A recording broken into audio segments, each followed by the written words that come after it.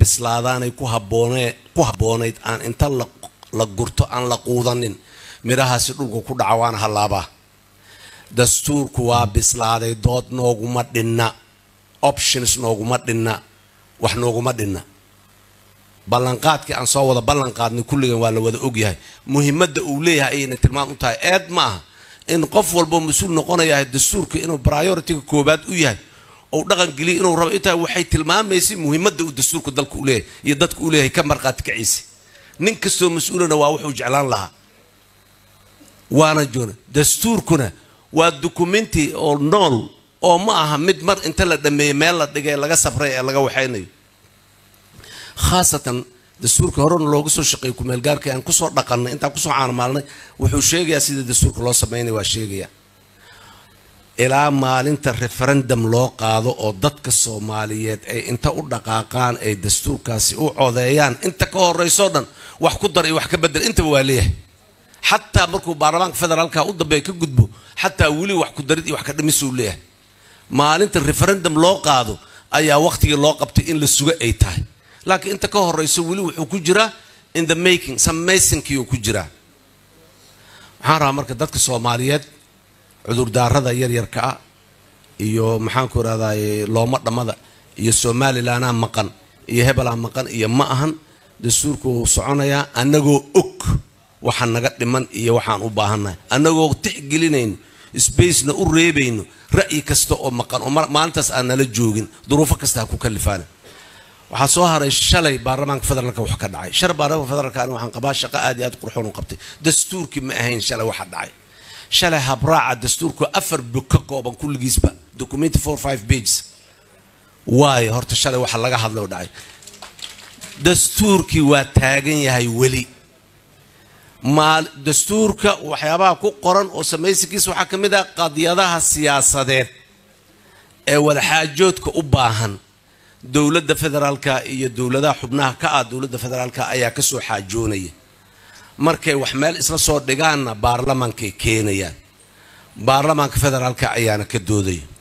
horta maalintii anagu aan dhahnay waxba isla soo gaarnay iyo maanta bishii May sanadkii hore ee 8 bilood ka soo wareegtay iskama naan fadhiis 8 bilood meel dastuurku inuu noo yaalo oo na sugayo waan ogeyn laakiin maalin walba duruufa taagneed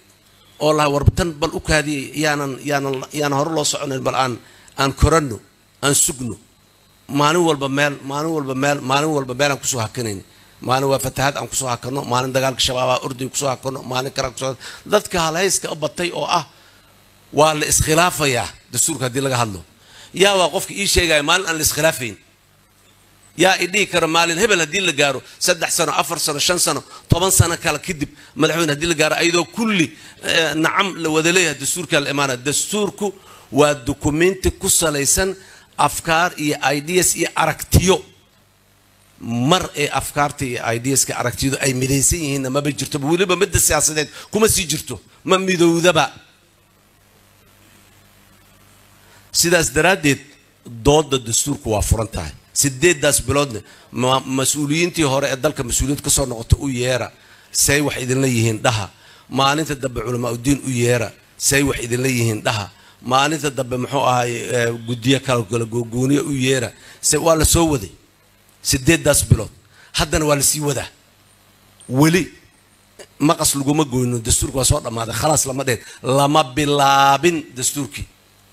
dadka Soomaaliyeed waxaan rabaa inaan u sheego dastuurkii lama bilaabin dib u eegistiisii dhabta eed lama bilaabin hadday bilaabanay qodob kale walaalaha Soomaaliyeed meel kasta ay joogaan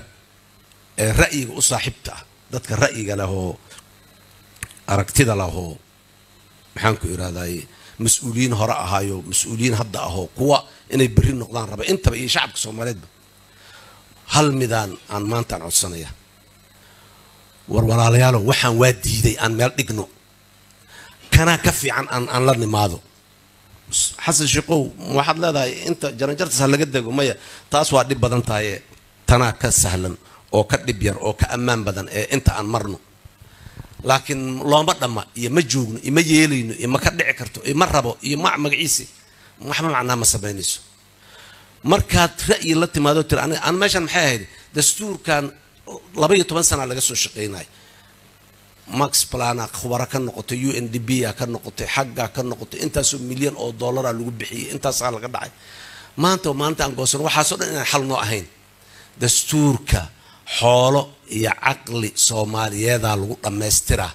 wadanka Soomaaliya gudihiisa lagu dhameystira dibadda loo qaadi maayo